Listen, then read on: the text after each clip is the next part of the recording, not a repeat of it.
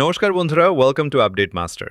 আজকের ভিডিওতে আমরা আলোচনা করব আজ প্রাইমারি ইন্টারভিউতে জিজ্ঞাসা করা কিছু অত্যন্ত গুরুত্বপূর্ণ প্রশ্ন নিয়ে। যারা আগামী দিনে ইন্টারভিউ দেবেন তাদের জন্য এই প্রশ্নগুলো জানা ভীষণ জরুরি। চলুন সরাসরি প্রশ্নে যাওয়া যাক।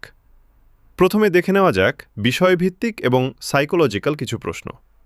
প্রশ্ন ১, বর্ণ পরিচয় ও সহজ পাঠের মধ্যে মূল পার্থক্য কোথায়? প্রশ্ন ২, রবীন্দ্রনাথ ঠাকুরের লেখা একটি সামাজিক ছোটগল্পের নাম বলুন।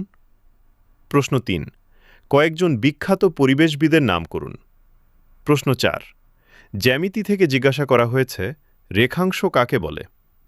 প্রশ্ন ৫, আপনার জীবনের লক্ষ্য কী? এটি একটি কমন কিন্তু ট্রিকি প্রশ্ন। এবং প্রশ্ন ৬, সহজ পাঠ বইতে ছোট খোকাকে কেন চোখ ও মুখ বাদ দিয়ে শুধুমাত্র কালো অবয়বে দেখানো হয়েছে? এবারের প্রশ্নগুলো সাধারণ জ্ঞান বা জিকে থেকে। প্রশ্ন ৭, আপনার নিজের জেলার দুটি ঐতিহাসিক স্থানের নাম বলুন। প্রশ্ন ৮, পশ্চিমবঙ্গের প্রথম শিক্ষামন্ত্রীর নাম কি? প্রশ্ন ৯, লোকসভার বর্তমান স্পিকারের নাম কি? এবং প্রশ্ন ১০, পৃথিবীর বৃহত্তম মহাদেশের নাম কি? বর্তমান ইন্টারভিউ ট্রেন্ড দেখে বোঝা যাচ্ছে বোর্ড মেম্বাররা মূলত ৫টি বিষয়ের ওপর জোর দিচ্ছেন। ১, বিষয়ভিত্তিক গভীর জ্ঞান। ২, সাধারণ জ্ঞান ও সাম্প্রতিক ঘটনা। ৩, কনসেপ্ট বা ধারণাগত স্পষ্টতা।